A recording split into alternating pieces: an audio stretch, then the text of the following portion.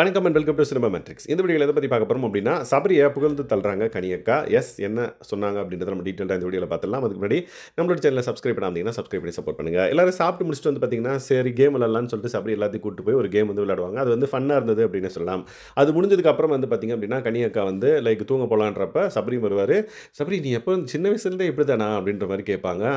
ஆமாக்கா ரொம்ப ஜாலியாக வச்சுருக்க எல்லாரையும். ஸோ இந்த மாதிரி ஒரு கேரக்டர் வந்து பார்த்தீங்க அப்படின்னா ரொம்ப கம்மி தான் அப்படின்ற மாதிரி சபரியை வந்து புகழ்வாங்க. லைக் ஃபார் எக்ஸாம்பிள் நாங்களாம் கூட இருக்கோம். ஆனால் நாங்களாம் ரியாக்ட் பண்ணிடுறோம். பட் நீ பண்ணுற விஷயம் வந்து பார்த்திங்க அப்படின்னா நீயும் ரியாக்ட் பண்ணுற. ஆனால் அது வந்து ஃபன் மோடில் போயிடுது. ஃபார் எக்ஸாம்பிள் நீ பார்வதி கூட அந்த மாஸ்க் டாஸ்கில் வந்து அவங்க வந்து உன்னை வந்து ஜாலியாக கலாய்ச்சாங்க அப்படின்னா நீ அதை வந்து ஒரு இதுவாக எடுத்துக்காமல் அவங்க கூட சேர்ந்து ஒரு ஃபன் பண்ணி அவங்கள வந்து கலாய்ச்ச பற்றியா அதுதான் வந்து பார்த்தீங்கன்னா ரொம்ப நல்ல விஷயம். டச்வுட் அப்படின்ற மாதிரி டச்வுட் பண்ணிவிட்டு இந்த மாதிரி இது அப்படியே நல்லா இருக்கணும் அப்படின்ற மாதிரி அவருக்கு வந்து வாழ்த்துக்களும் தெரிவிக்கிறாங்க. ஸோ சபரி எந்த அளவுக்கு ஜோவியல் கேரக்டர் அப்படின்ட்டு தெரியும். ஏன்னா அவரோட ஃப்ரெண்ட் சர்க்கிள் அப்படி அண்ட் தென் பிளாக் ஷீப் என்வரான்மெண்ட்டில் இருந்திருக்காரு.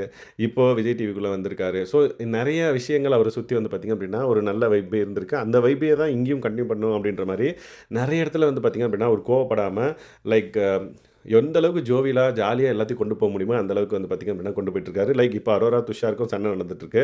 பட் அந்த கேப்லேயும் வந்து பார்த்திங்க அப்படின்னா துஷாரை வந்து அரோரா வந்து சிரிக்க வைக்கணுன்றதுக்காக நிறைய விஷயங்கள் வந்து பண்ணுறாரு. அந்த மாதிரி விஷயங்கள் லைக் ஒரு ஜோன் வந்து ரொம்ப கிரேட் அவுட்டாக இருக்குது அப்படின்னா அதை கலர்ஃபுல்லாக மாற்றுறதுக்கு என்னென்ன பண்ணுமோ அதை வந்து சபரி பண்ணுறாரு. அதை பார்த்து கனியக்கா வந்து பார்த்திங்கன்னா நல்லா இந்த கேரக்டர் அப்படியே மெயின்டைன் பண்ணு சூப்பராக இருக்குது.